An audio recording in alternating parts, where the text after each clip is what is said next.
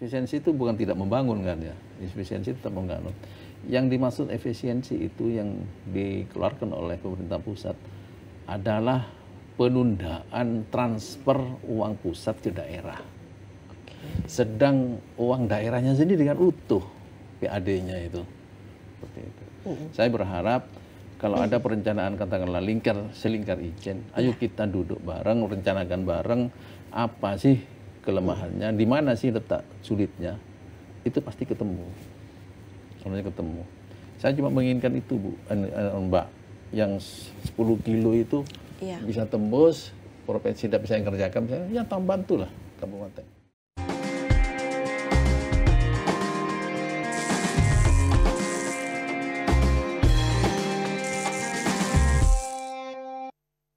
Assalamualaikum warahmatullahi wabarakatuh, dulur-dulur Jawa Timur. Kita berjumpa kembali dalam Jatim Channel Podcast DPRD Provinsi Jawa Timur. Luar biasa sekali tamu saya pada kali ini dalam Jatim Channel Podcast DPRD Provinsi Jawa Timur. Yang tadinya beliau ini karirnya begitu ya di eksekutif, kemudian sekarang beliau menyeberang ke legislatif. Nah, kalau kita berbicara kemudian seperti apa terkait dengan pembangunan, pasti beliau sudah sangat menguasai ini dulur Jawa Timur. Ya, kali ini saya kedatangan tamu Bapak Insinyur Haji Yoyo Mulyadi MSI, anggota Komisi D DPRD Provinsi Jawa Timur dari fraksi PKB Dapil 6 Banyuwangi, Dapil 4 mohon maaf, Dapil 4 Banyuwangi Situbondo Bondowoso. Pak Yoyo matur nuwun sudah bersedia hadir ya dari Dapil 4 Banyuwangi Situbondo Bondowoso. Wah, Pak, kalau kita bicara ini kita nanti akan membahas terkait dengan infrastruktur penunjang, utamanya destinasi wisata. Tapi sebelum kita berbincang soal itu Pak Yoyo, kita berbincang dulu kegiatan Bapak sebelum duduk sebagai anggota di DPRD Provinsi Jawa Timur. Bapak berkarir di eksekutif? Pertama saya menyapa dulu, Assalamualaikum warahmatullahi wabarakatuh. Waalaikumsalam warahmatullahi wabarakatuh. Sedikit memberi info bahwa sebenarnya saya dulu tahun 91 itu ASN di Departemen Pekerjaan Umum Pusat. Kemudian ditempatkan di Sulawesi Tengah Palu, dan setelah ada beberapa peristiwa di Sulteng saya pindah ke Jatim.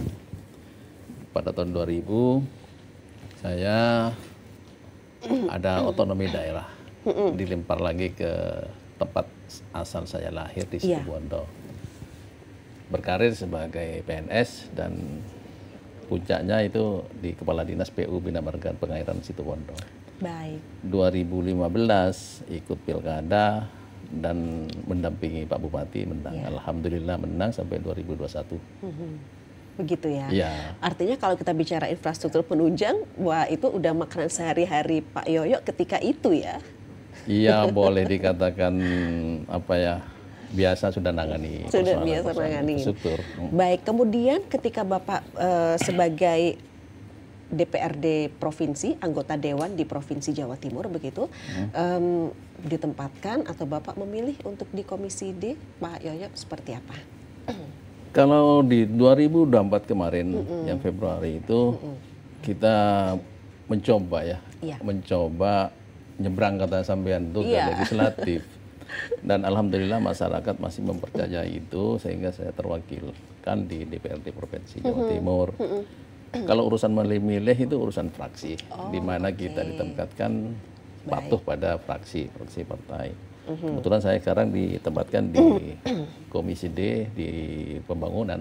Ya mungkin karena melihat background betul. Ini kan pembangunan, tata ruang, pekerjaan umum, pengendalian lingkungan hidup, perhubungan, pertambangan dan energi, juga perumahan rakyat. Bisa dikatakan Pak Yoyo ini memang baru ya Pak ya sebagai anggota Dewan. Baru sebagai anggota Dewan. Baru di periode ini. Baru periode ini. Tantangannya apa kalau menurut Pak Yoyo sendiri? Kalau bedanya eksekutif sama legislatif, di saat jalan jadi eksekutif, persoalan itu langsung bisa dieksekusi. Cuma kalau legislatif, persoalan harus ditampung. Harus ditampung kemudian diserahkan kepada eksekutif, sehingga tidak secepat di waktu jadi eksekutif. eksekutif. Oke, artinya perbedaan yang benar-benar terasa itu di situ ya Pak Ya. Yoyo ya. Karena eksekutif itu kan eksekutor. Jadi misalkan ada jalan berlubang, di saat itu juga kita bisa bertindak. Tapi kalau legislator tidak bisa. Legislator itu ya cuma mengusulkan, mengusulkan kemudian melegislasi. Yang dari eksekutif baru kita bicara kepada masyarakat. Baik. Nah, sekarang kita berbicara terkait dengan infrastruktur penunjang, utamanya destinasi wisata. Kalau Pak Yoyo melihat seperti apa kemudian masyarakat yang ingin ke Banyuwangi, banyak destinasi wisata di sana, begitu ya. Kalau kemudian Bapak memberi catatan terkait dengan kondisi infrastruktur yang ada di Dapil Pak Yoyo sendiri, bagaimana? Kalau lihat 3 kabupaten ya di Dapil saya itu, Banyuwangi itu lengkap. Banyuwangi infrastrukturnya lengkap. Kalau di anunya itu konektivitasnya itu udaranya ada, daratnya ada, lautnya ada. Oke. Tapi kalau yang seperti situ Bondowoso itu tidak punya udara dia. Baik. Dia punya situ Bondo itu punya laut, cuma punya darat. Yang Bondowoso lebih parah lagi. Dia tidak punya laut, tidak punya darat, tidak punya udara, hanya punya darat.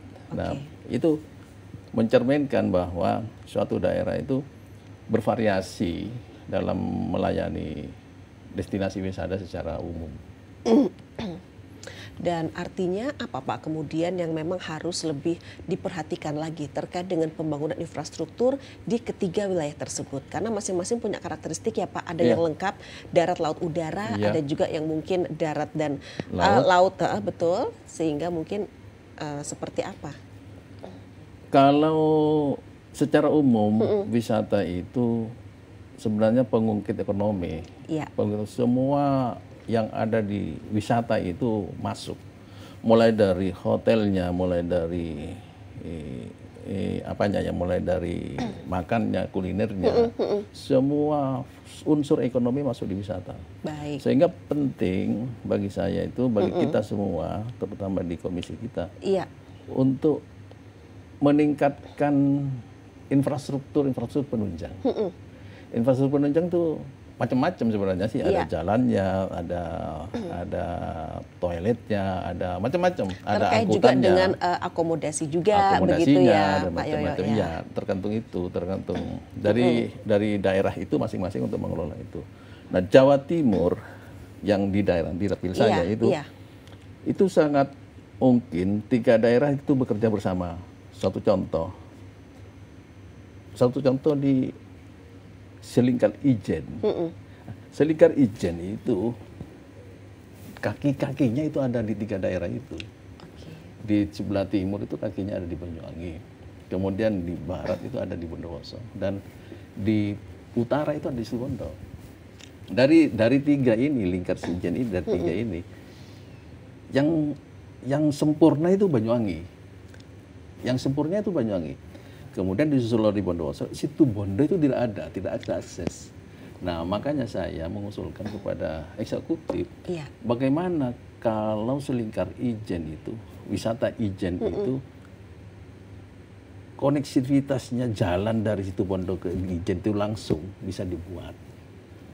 Kemarin waktu Bu Khofifah periode pertama menjanjikan itu, nah sekarang tidak ada. Tidak terlaksana dengan baik. Nah, mungkin melalui podcast ini saya menekankan itu, bagaimana Ijen itu bisa diakses 3 kabupaten. Karena Ijen itu adalah wisata yang sangat fenomenal di Jawa Timur, dan itu menjadi ikonnya Jawa Timur. Betul. Nah, artinya itu juga merupakan potensi wisata yang strategis. Itu makanya sangat penting kalau kita bicara konektivitas, bukan hanya di Banyuwangi saja, tetapi juga Situbondo dan juga Bondowoso. Seperti itu ya Pak?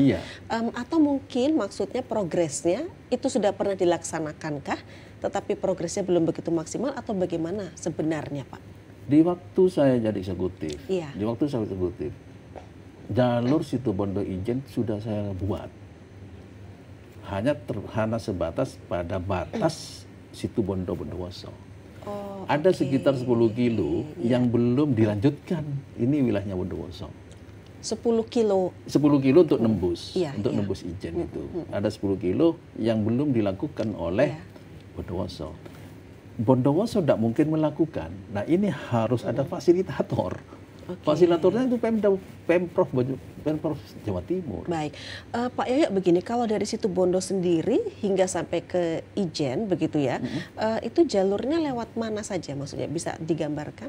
Kalau situ Bondo itu jalurnya kan, di situ Bondo itu ada Pelabuhan Jangkar. Ya. Nah lewat Pelabuhan Jangkar itu masuk ke atas ke Kayumas.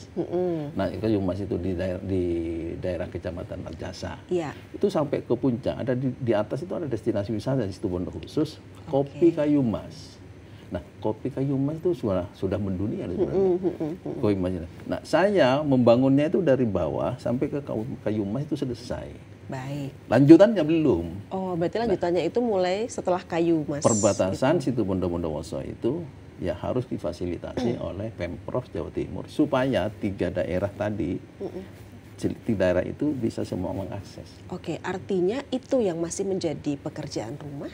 Pekerjaan rumah memang, dan pekerjaan rumah, dan berharap 5 tahun ini Kepemimpinan Khofifah bisa terlaksana. Iya, artinya benar-benar bisa menyelesaikan progres itu sampai tuntas. Sampai kemudian akses ke Ijen itu benar-benar bisa merata dilewati oleh 3 kabupaten itu. Pastinya begitu ya Pak. Oke, mungkin itu yang menjadi catatan juga. Kemudian begini, kalau kita mau ke Banyuwangi lewat situ Bondo, karena orang favoritnya biasanya ada yang situ Bondo, ada yang Bondowoso ya Pak ya. Kalau kita bicara dari situ Bondo sendiri, sebelum ke Banyuwangi kan biasanya lewat Baluran. Nah, itu juga menjadi salah satu destinasi wisata favorit loh Pak. Begitu ya. Sebenarnya kalau untuk akses sendiri seperti apa kondisinya ke Baluran?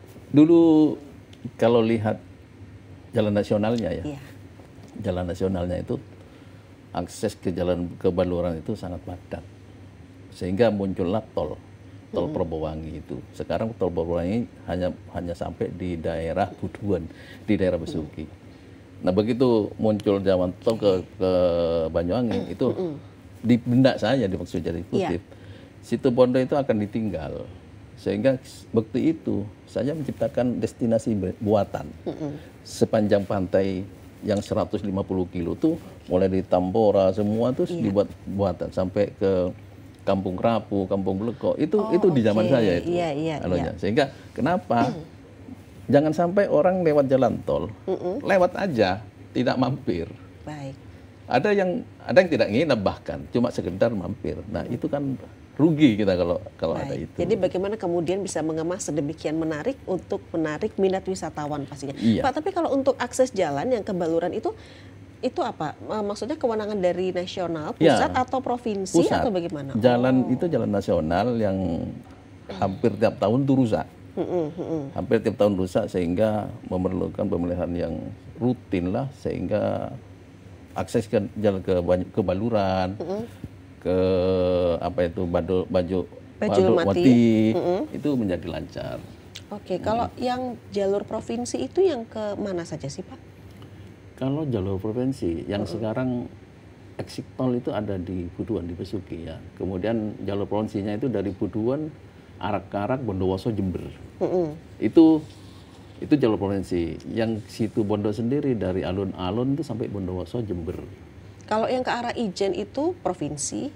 Arah atau Ijen bagaimana? yang dari Bondowoso itu provinsi. Arah Ijen yang dari Licin itu provinsi, punyanya Banyuwangi. Sebenarnya ini arah Ijen yang dari Jangkar ke Ijen itu bisa diambil provinsi. Karena tadi tidak selesai. Bisa diambil provinsi? Bisa diambil alih oleh provinsi.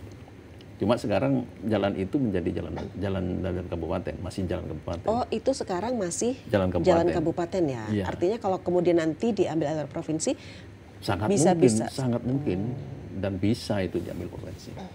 Oke. Mungkin itu juga yang menjadi catatan dari teman-teman di Komisi D, begitu ya? Saya selalu menyorakan itu. Saya menyorakan karena apa? Di saat ada suku itu memang susah untuk membangun, karena uangnya kan dikit di kabupaten. Iya. Lah itu bagaimana Pak? Kemudian dari jalan kabupaten bisa menjadi jalan provinsi itu mekanismenya bagaimana? Kita mengajukan sebenarnya di saat banyak arus lalu lintas lewat yang melebihi dari kapasitas LHR, itu bisa diajukan ke provinsi. Makin tinggi arus lalu lintasnya itu makin padat, ya Pemda kabupaten tuh susah untuk menangani itu.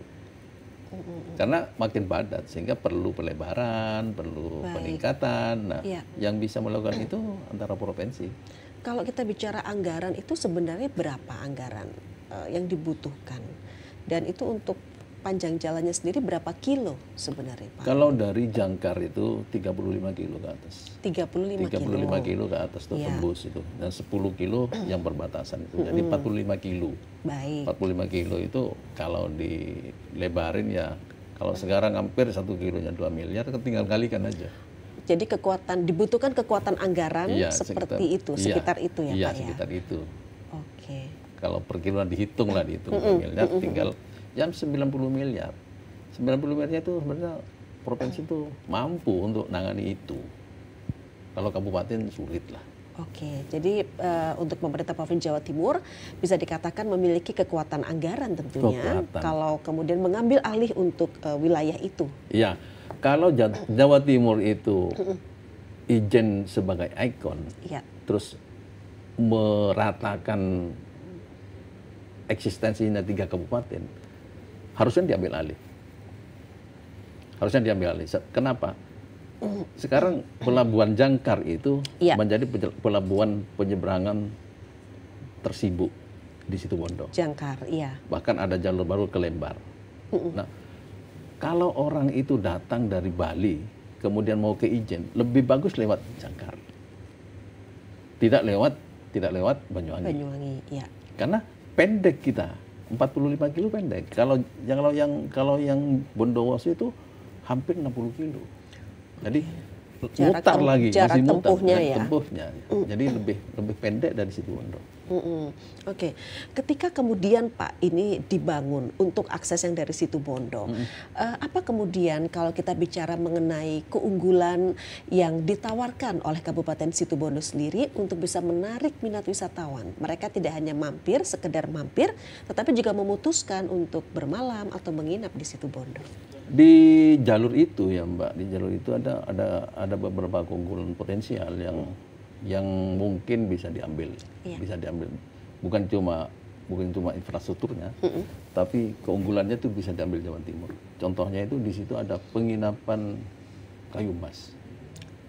Ada penginapan kayu emas yang hawanya cukup sejuk. Kemudian ada kopi kayu emas yang dikelola oleh PT. Kemudian ada kopi luwak kayu emas yang dikelola oleh masyarakat dan diminati dunia internasional. Semua. Nah itu kalau misalkan itu dibuka, akan banyak titik-titik kafe nanti di situ. Karena itu memang pegunungan dan rame. Ngumpul dengan masyarakat, rame. Jadi, jalurnya rame. Menyenangkan artinya sekali. Suasananya yang ditawarkan, begitu ya, Pak Yoyo ya. Oke. Nah, tidak hanya Situbondo pastinya, Pak. Karena terkait erat juga dengan Bondowoso dan Banyuwangi. Kalau kemudian kita bicara dari Situbondo ke Bondowoso, kita melakukan perjalanan ke 2 kabupaten itu. Pemandangannya juga tidak kalah indah gitu ya Pak. Ada arak-arak juga begitu. Bisa dijelaskan seperti apa kemudian Pak keunggulan dari destinasi wisata di sekitar situ? Hampir sama sebenarnya sih. Tapi aksesnya mulai dari exit tol Besuki itu orang lebih cenderung ke Bondowoso karena lewat arak-arak itu meskipun belok-belok tapi menyenangkan.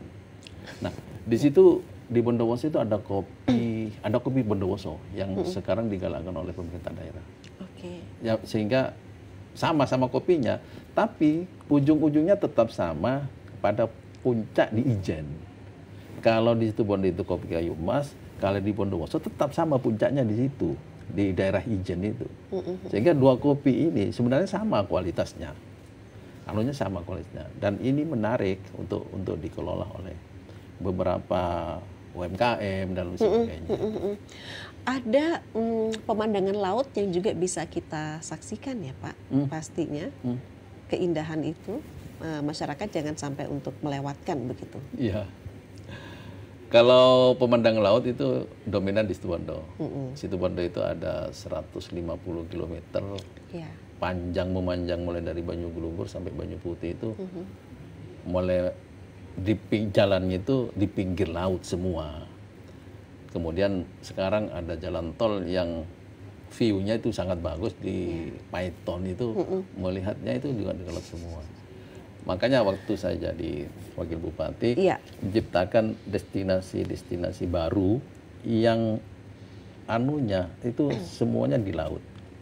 Mulai dari Tambora, terus pantai Bleko, Pantai Bleko sampai yang kemudian Kerapu itu Kerapu. Ya. Itu kan destinasi buatan. Destinasi buatan di saat kita mau menarik masyarakat, jika jalan tol itu ada, masyarakat itu tidak hanya lewat, tapi mampir dan nginep di situ. Makanya fasilitas destinasi wisata itu disiapkan semua, termasuk wisata kulinernya, termasuk angkutannya. Jadi lengkap ya Pak? Sudah tersiap, sudah siap semua itu. Cuma sekarang kan jalan tolnya itu mandek di daerah Besuki, tidak lanjut ke daerah ke arah timur, masih belum. Pak, tapi kemudian dari berbagai destinasi wisata yang dibuat di zaman Bapak begitu, itu seperti apa kemudian saat ini kondisinya, Pak Yoyo? Beberapa waktu lalu setelah saya tinggal itu tidak terawat sih, tidak terawat. Dan sekarang ada bupati baru, Mas Rio itu lagi intens juga merawat. Karena mungkin Mas Rio itu satu partai dengan saya itu, sefrekuensi gitu ya Pak. Satu frekuensi, ya? jadi dia sudah mulai mau menggarap wisata. Karena memang potensinya besar. Besar sekali. Itu Kampung Kerapu, Mbak. Kampung Kerapu itu, maaf dulu, tempatnya dulu tempat pembuangan sampah. Oh, oke. Nah, begitu kita bangun dan agak viral sedikit di Jawa Timur, kenapa? Terjadinya apa? Anak-anak muda yang di situ kita manfaatkan. Yang semula nganggur, kita tidak bikin benggur. Mereka itu minimal menjaga parkir, terus menjaga tiket, dan mereka punya penghasilan tiap malam. Betul. Berputarnya duit di situ. Artinya membawa keuntungan juga bagi mereka, warga lokal yang ada di situ. Sehingga masyarakat di situ terbantukan dengan wisata Kampung Kerapu. Itu perputaran rupiahnya bisa sampai berapa ya Pak Yoyo? Saya waktu itu dengan Pak Dadang itu menghitung. Per malam itu bisa 20 juta. Per malam 20 juta? Orang-orang jualan cilo, orang-orang jualan itu kan anak masyarakat kecil, tapi pangsa pasarnya di situ ada ya. Sehingga per malamnya itu bisa, bayangkan 1 cilo itu bisa 800.000. Sampai 1 juta jualnya itu kan luar biasa. Sekarang kalau tidak ada tempat seperti itu, palinglah 200-100.000 mereka. Mereka itu terbantukan di situ. Betul. Sehingga perputaran uang di situ sangat berjalan terus tiap malam. Dan sangat membantu perekonomian, mengungkit perekonomian di wilayah situ ya Pak Yoyo. Pak, kita silakan minum dulu. Monggo Pak Yoyo.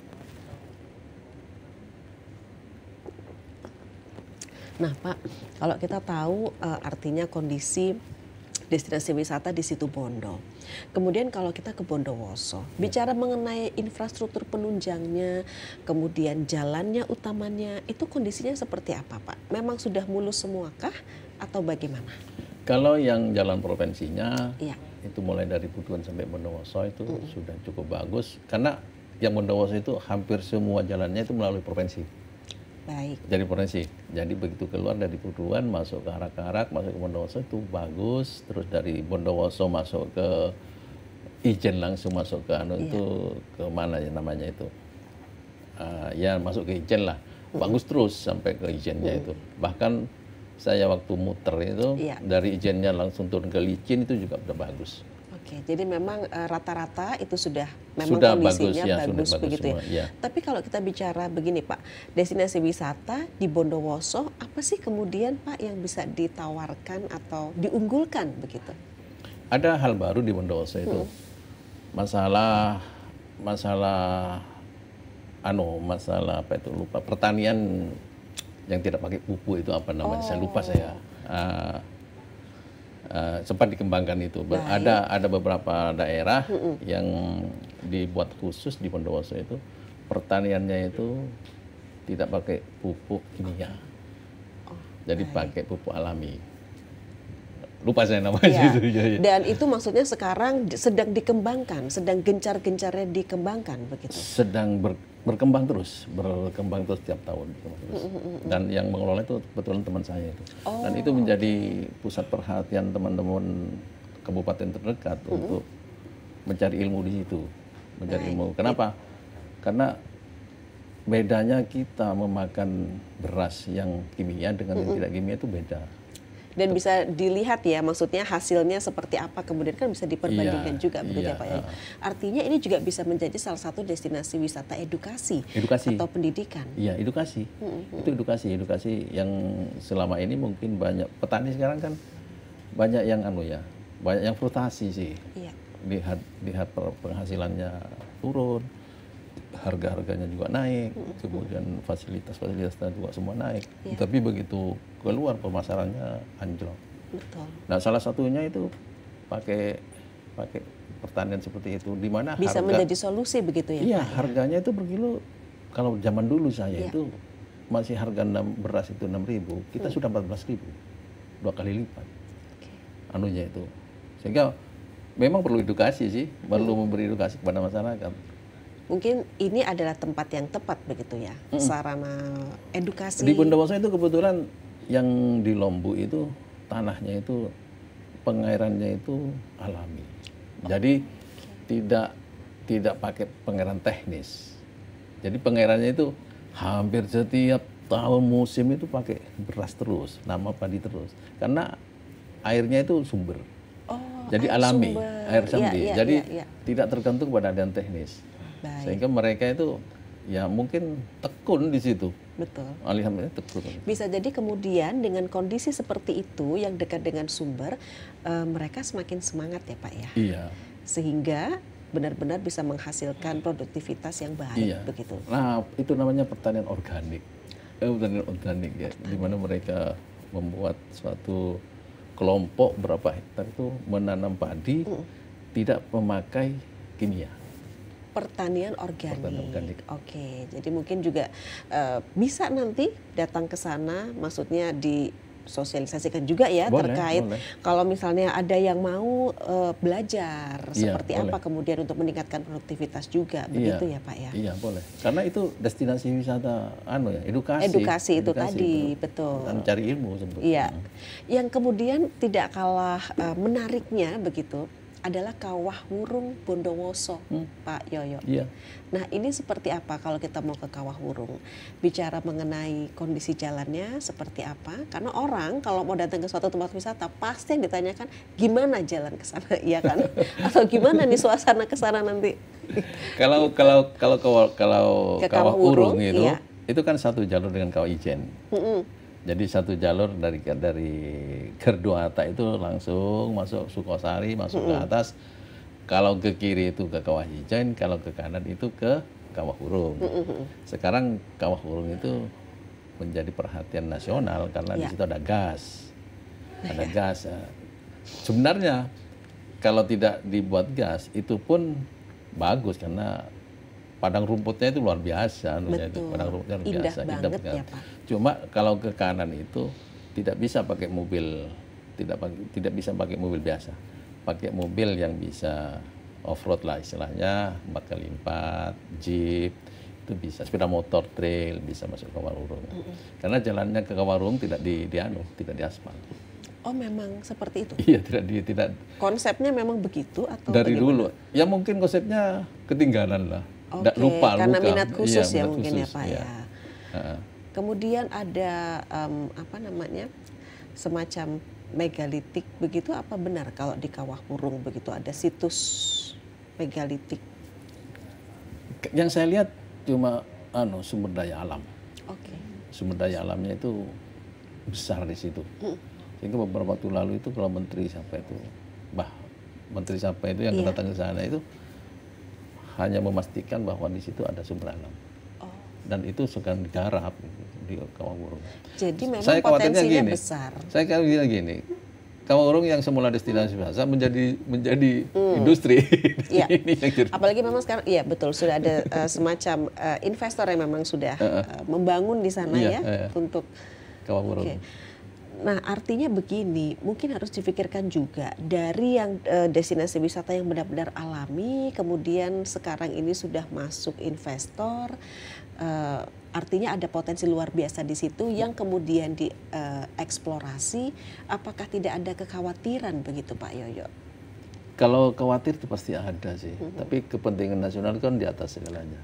Jadi daerah itu cuma memberi masukan aja, memberi masukan, di situ sebenarnya wisata, jangan dibangun ini. Tapi kepentingan nasional kok, bahwa ini tanah dan air milik masyarakat, milik negara juga, susah betul. kita mau digunakan untuk kemakmuran sebesar-besarnya masyarakat, yang begitu penting ya. cara garapnya benar, tidak merusak lingkungan, kemudian tidak terus bekerjanya yang dipekerjakan itu masyarakat setempat, mungkin itu juga sudah membantu kita. Jadi artinya memang ada hal-hal yang harus menjadi perhatian bagi investor, begitu ya, yang akan berusaha atau mengembangkan potensi yang ada di situ dengan memperhatikan bisa jadi betul. Salah satunya adalah kesejahteraan warga lokal dan partisipasi warga lokal.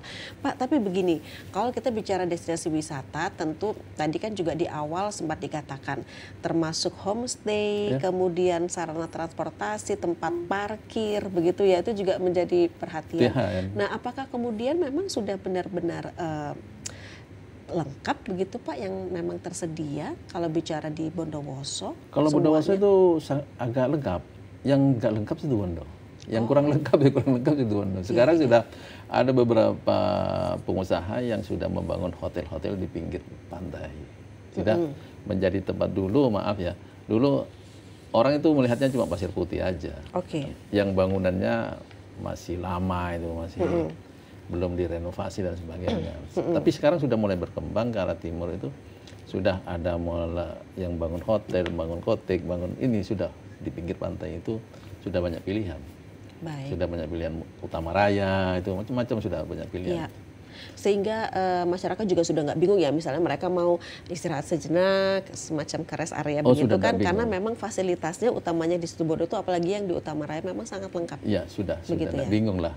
Utama Raya cuma jauh, tapi yang di Pasir Putih sendiri sudah mulai ada muncul kotek-kotek baru, hotel baru yang sudah dibangun oleh pengusaha-pengusaha lokal. Apa sebenarnya, apakah masih ada yang perlu atau masih banyak bahkan yang perlu dibenahi terkait dengan infrastruktur penunjang destinasi wisata ini, Pak Yoyo? Saya berpikir begini, Pak. Kalau perlu itu terus perlu kita. Kalau jangan berhenti ya berinovasi. Kalau saya menginginkan begini, kalau bisa pakai Transjatim yang koridor khusus. Ya, karena di sini kan, misalkan Transjatim koridor khususnya itu mulai dari Bandara Udara Banyuwangi ke arah Banyuwangi, ke arah Situbondo, ke arah Bondowoso. Nah itu sangat membantu. Karena Transjatim ini masih di sini kan, masih Bangkalan, masih Mojokerto, Surabaya dan sekitarnya aja. Ini berkembang lagi ke Malang. Betul. Nah, mudah-mudahan makin ke depan, makin ke timur Transjatim itu yang khusus koridor di Silingkar Ijen itu. Itu penting itu, Bu.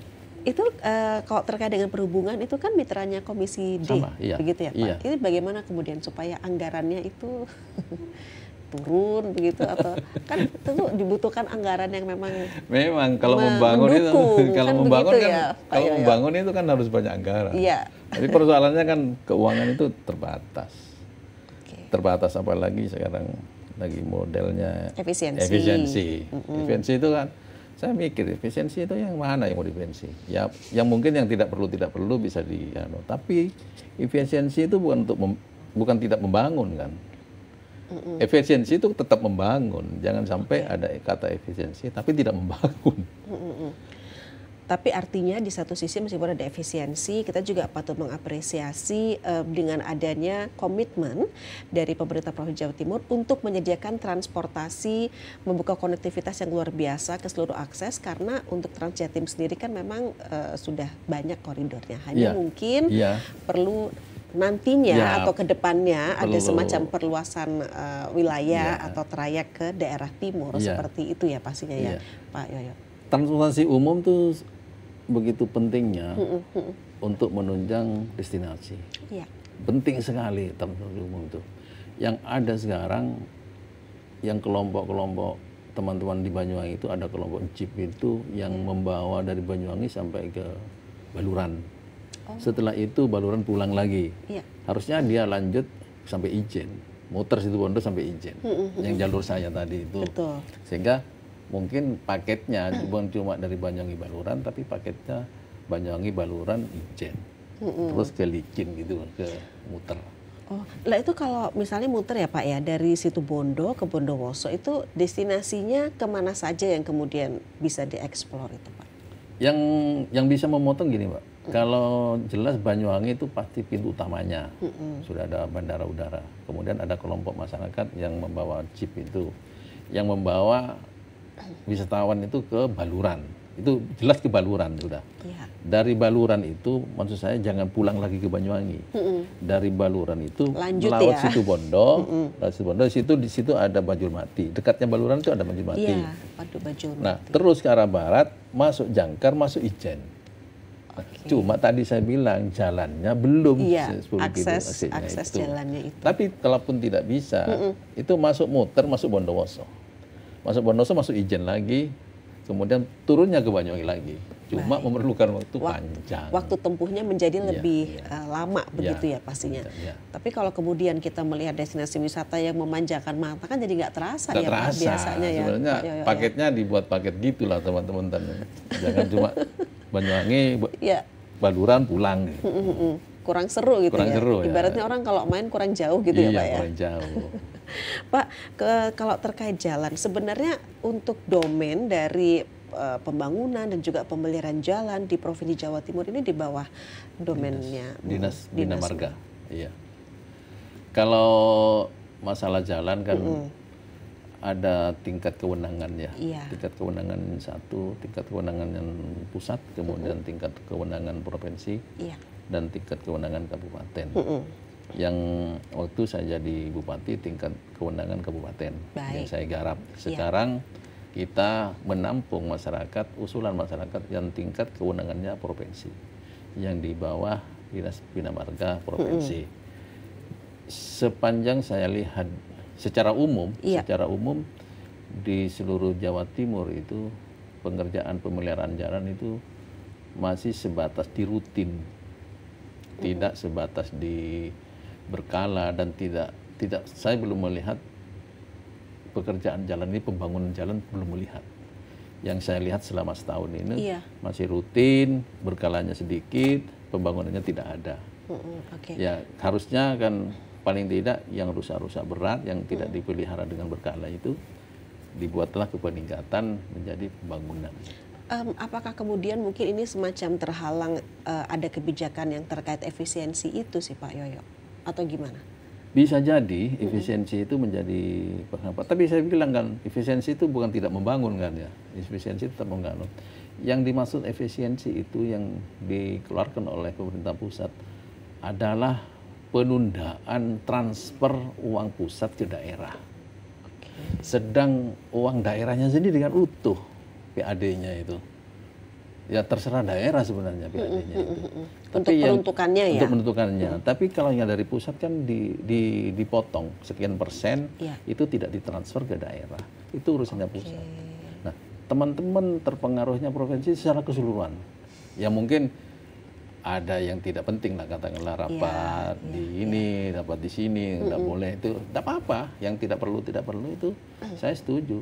Tapi kalau efisiensi itu tidak membangun, salah itu. Artinya tetap harus ada pembangunan. Harus gitu ada ya, pembangunan. Pak Yoyo. Pak, tapi kalau kemudian Dinas PU Bina Marga harusnya membangun jalan itu yang seperti apa? Maksudnya bagaimana itu? Di Jawa Timur hampir semua itu sudah dibangun ya. Meskipun ada yang rusak, tinggal dibangun ulang. Maksud saya itu pembangunan seperti kasus yang 10 kilo itu, yang itu loh. Itu harus mulai dibangun. Jangan dibiarkan 10 kilo satu periode gubernur tidak bisa bangun itu. Apalagi memang sudah ditentukan semacam kayak ada selingkar Willy, selingkar Ijen, yang artinya itu menjadi prioritas untuk meningkatkan pendapatan. Iya. Daerah. Selingkar Willy, selingkar Ijen itu kan masuk di RPJMD. Iya. Selama ini periode pertama tidak disentuh sama sekali. Ya, tidak apa-apa, saya mau lantang itu.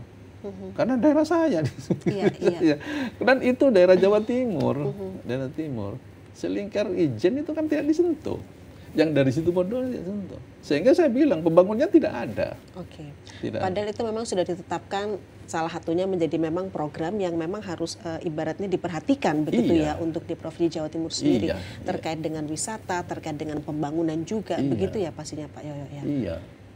Dan itu sebenarnya kalau itu dibangun setahun aja selesai itu. Saya tadi katakan 10 kilo. Kalau 1 kilo itu 2 miliar, kan cuma 20 miliar. Okay.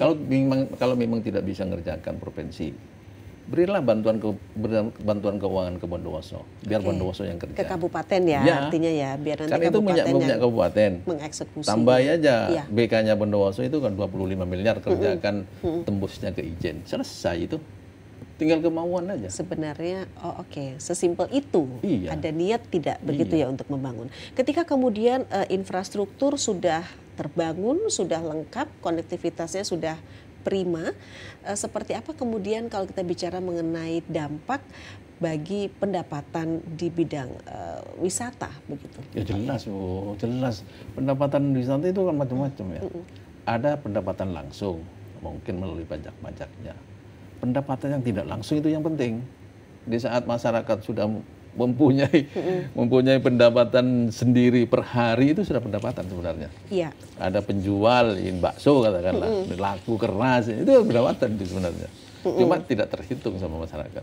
Tapi pendapatan yang kepada negara itu seperti pajak, seperti hotel di tempat tiada pajaknya, itu kan ke negara, masuk ke negara.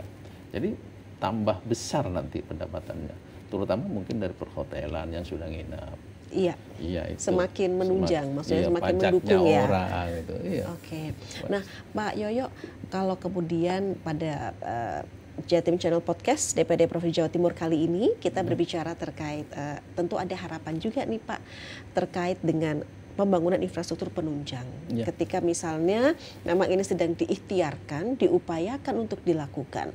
Apa kemudian harapan Bapak terkait dengan infrastruktur penunjang, destinasi wisata, agar kemudian ini juga bisa mendukung pembangunan di Jawa Timur? Iya, harapan saya begini, pembangunan itu melalui perencanaan ya. Perencanaan itu bisa datang dari eksekutif, bisa datang dari legislatif. Kalau legislatif, kalau ini dua unsur ini bertemu bicara, ini selesai sebenarnya. Tapi kadang-kadang eksekutif jalan sendiri. Legislatif disuruh ngesahkan. Ini yang terjadi, banyak terjadi hal di setiap daerah seperti itu. Saya berharap kalau ada perencanaan katakanlah selingkar Ijen, ayo kita duduk bareng, rencanakan bareng apa sih kelemahannya, di mana sih letak sulitnya, itu pasti ketemu. Sebenarnya ketemu. Saya cuma menginginkan itu Mbak, yang 10 kilo itu bisa tembus, provinsi tidak bisa yang kerjakan, ya bantulah kabupaten. Baik, simple tetapi itu sangat penting dan butuh niat baik tentunya.